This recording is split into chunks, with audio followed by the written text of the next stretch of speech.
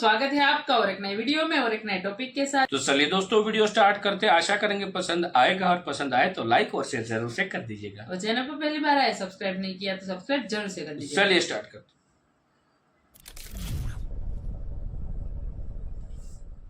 नमस्कार and welcome you all to study IQ। मैं हूं प्रशांत धवन। नाउ यहाँ पे आप लोग बिल्कुल ठीक पढ़ रहे हैं। रिसेंटली बांग्लादेश की प्रधानमंत्री को ओपनली इंडिया आउट कैंपेन के अगेंस्ट बोलना पड़ा, क्योंकि कई बांग्लादेश में लोग हैं जो भारतीय प्रोडक्ट्स का कंप्लीट बॉयकॉट चाहते हैं। नाउ यहाँ पे आप देख पाएंगे मालदीव्स में इंडिया आउट कैंपेन को प्रमोट करने के बाद अब देखो कई लोग हैं जो सेम टाइप का कैंपेन बांग्लादेश में भी रिपीट करना चाहते हैं। वो चाहते हैं कि इंडिया का जो इन्फ्लुएंस, उनके हिसाब से जो इन्फ्लुएंस है उसको कंप्लीटली खत्म कर दिया जाए। और जब इसकी डिमांड बांग्लादेश के सोशल मीडिया में काफी बढ़ गई थी, लगातार बॉयकॉट इंडियन प्रोडक्ट्स के जो हैशटैग हैं ये ट्रेंड कर रहे थे, तो बांग्लादेश की प्राइम मिनिस्टर को ओपनली ये कहना पड़ा कि अच्छा चलो इंडिया को बॉयकॉट करना है ना, तो फिर जो इंडियन साड़ीज यूज करती हैं हमारी महिलाएं उनका क्या, जो मसाले हम लोग यूज करते हैं उनका क्या इंडियन कपड़े, मसाले, कई और जो चीजें हम इंपोर्ट करते हैं इंडिया से, क्या सब कुछ हम जला दें। ये बात बांग्लादेश की प्राइम मिनिस्टर को बोलनी पड़ी अपने देश के लोगों को ये समझाने के लिए कि इंडिया आउट कैंपेन से लॉन्ग टर्म में बांग्लादेश का लॉस ही होगा। अब यहाँ पे आप एक सवाल पूछेंगे, वेट, बांग्लादेश में इंडिया आउट कैंपेन कितना स्ट्रांग है और क्या इंडिया इतना एक्सपोर्ट करता है बांग्लादेश को कि हमें चिंता होनी चाहिए इसको लेकर? तो मेरा आंसर है हाँ, बिल्कुल हमें चिंता होनी चाहिए, क्योंकि बांग्लादेश को हम लोग ऑलमोस्ट $14 बिलियन का एक्सपोर्ट करते हैं, जबकि बांग्लादेश के जो एक्सपोर्ट्स हैं टू इंडिया ये मुश्किल से $2 बिलियन भी आपको नहीं मिलेंगे। तो इंडिया के लिए एक बड़ी एक्सपोर्ट डेस्टिनेशन है। अगर यहाँ पे इंडिया आउट कैंपेन ज़्यादा मोमेंटम पिकअप कर लेता है तो बिल्कुल इससे इंडिया को एक बड़ा इकोनॉमिक लॉस भी हो सकता है। अब यहाँ पे आपका सवाल आएगा कि जो बांग्लादेश में जो इंडिया आउट कैंपेन है इसे लोग सपोर्ट भी क्यों कर रहे हैं, क्योंकि इंडिया बांग्लादेश के लिए एक बहुत ही इंपॉर्टेंट पार्टनर है।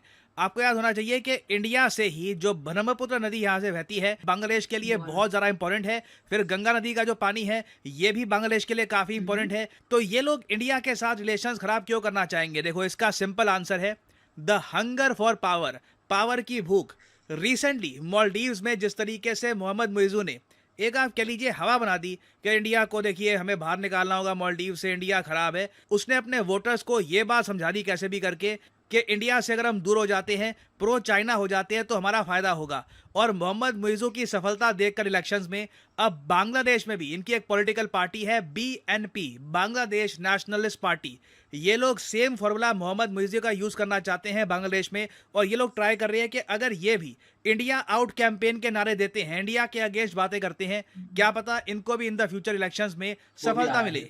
और जो ये बांग्लादेश नेशनलिस्ट पार्टी है ना, इससे रिलेटेड एक और बहुत ही इंटरेस्टिंग फैक्ट आपको पता होना चाहिए। आपसे एक सवाल पूछता हूँ, आपने कभी ना कभी तो सोचा होगा कि ये जो USA से वीडियो सामने आती है कि USA के डिपार्टमेंट ऑफ डिफेंस या फिर सेक्रेटरी ऑफ स्टेट का एक स्पोक्समैन खड़ा होता है और फिर एक जर्नलिस्ट उससे सवाल पूछता है इंडिया ने जो रिसेंटली ये किया है उसके बारे में आप क्या कहना चाहेंगे। फिर जो स्पोक्समैन होता है USA की तरफ से वो जवाब देता है क्योंकि उसे सवाल पूछा गया है, और उसके बाद कंट्रोवर्सी खड़ी हो जाती है। उसके बाद एक जवाब आता है इंडिया की तरफ से भी कि USA को हमारे अफेयर्स में कमेंट नहीं करनी चाहिए, और फिर लगातार बैक एंड फोर्थ कमेंट्स आती हैं। ये सब शुरू कैसे होता है? आपने कभी सोचा ये कौन सा जर्नलिस्ट है जो बार बार इंडिया रिलेटेड जो बहुत ज़्यादा नेगेटिव क्वेश्चंस हैं ये पुटअप करता है USA की सरकार से? तो ये यहाँ पे आप देख पाएंगे, ये जो चेहरा है ये है मुशफिकुल फैजल। ये बांग्लादेश के एक जर्नलिस्ट हैं। बांग्लादेश में ही इनका पोर्टल बैंड है क्योंकि बांग्लादेश की सरकार ने कहा है कि ये भगोड़े हैं, और बांग्लादेश में इनको काफ़ी बार बांग्लादेश नेशनलिस्ट पार्टी BNP का एक मेंबर ही माना जाता है। और इनके बारे में आप बेसिक गूगल भी करोगे ना तो आपको बहुत सारी रिपोर्ट्स मिल जाएगी जहाँ पर लिखा है कि ये BNP के मेंबर हैं और इनका काम ही यही है कि इंडिया से रिलेटेड जो बहुत ज़्यादा नेगेटिव सवाल हैं वो USA के स्पोक्समैन से पूछे ताकि कंट्रोवर्सी खड़ी हो जाए। और जो इनका बांग्लादेश नेशनलिस्ट पार्टी से कनेक्शन है ना, इसके बारे में आप देखोगे बहुत ही इंपॉर्टेंट फैक्ट ये है कि 2006 के आसपास, 2001 से लेकर 2006 में बांग्लादेश में जो प्रधानमंत्री थी खलीदा जिया, जो बांग्लादेश नेशनलिस्ट पार्टी से बिलोंग करती है, जो हिस्टोरिकली बताया जाता है काफ़ी हद तक प्रो पाकिस्तान है, तो खलीदा जिया के असिस्टेंट प्रेस सेक्रेटरी थे मुशफिकुल फैजल अंसारी। तो यहाँ पे मैं आपको बताना चाहता हूँ कि बांग्लादेश में जो BNP पार्टी है ये सिर्फ बॉयकॉट इंडिया का कैंपेन नहीं चलाती, ये वेरियस और अफेयर्स में भी इन्वॉल्व रहते हैं। अब यहाँ पे आपका एक बहुत ही बेसिक सवाल आएगा कि जो ये बांग्लादेश नेशनलिस्ट पार्टी है कल को ये अगर पावर में आ गए बांग्लादेश में तो इंडिया को काफ़ी प्रॉब्लम हो जाएगी। ये तो बहुत ज़्यादा एंटी इंडिया लोग हैं, इंडिया के जो प्रोडक्ट्स हैं ये बॉयकॉट करना चाहते हैं, रिलेशंस भी ख़राब हो सकते हैं इंडिया के साथ। वेल देखो, मैं आपको ये बता दूं 2023 में ना इस बात को लेकर काफ़ी चिंता थी कि अगर शेख हसीना बांग्लादेश में इलेक्शन हार जाती है तो बिल्कुल इससे प्रोलॉन्ग्ड पॉलिटिकल और इकोनॉमिक इंस्टेबिलिटी आ सकती है और इससे इंडिया के साथ जो बांग्लादेश के रिलेशंस हैं ये भी बुरी तरीके से ख़राब हो सकते हैं। बट थैंकफुली ऐसा नहीं हुआ। As of now Sheikh Hasina की जो पॉलिटिकल पार्टी है अवामी लीग, ये बांग्लादेश में फुल मेजोरिटी से सरकार चला रही है और मोस्ट रिसेंटली ही बांग्लादेश में इलेक्शंस हुए हैं 2024 के जनवरी मंथ में और अगले इलेक्शन आराम से 2029-30 के आसपास ही होंगे। तो फॉर द टाइम बिंग चिंता करने की आवश्यकता नहीं है।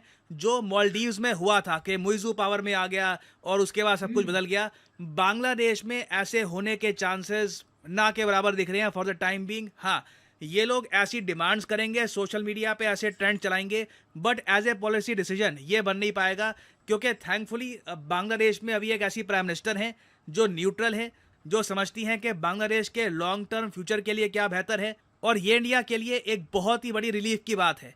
तो बिल्कुल देखो, बांग्लादेश से ये आवाज़ें आएंगी कि जी ये बॉयकॉट इंडिया और ये इंडिया आउट कैंपेन वगैरह, बट आई एश्योर यू आने वाले कई सालों तक बांग्लादेश में कोई भी इंडिया आउट कैंपेन सक्सेसफुल नहीं होने वाला।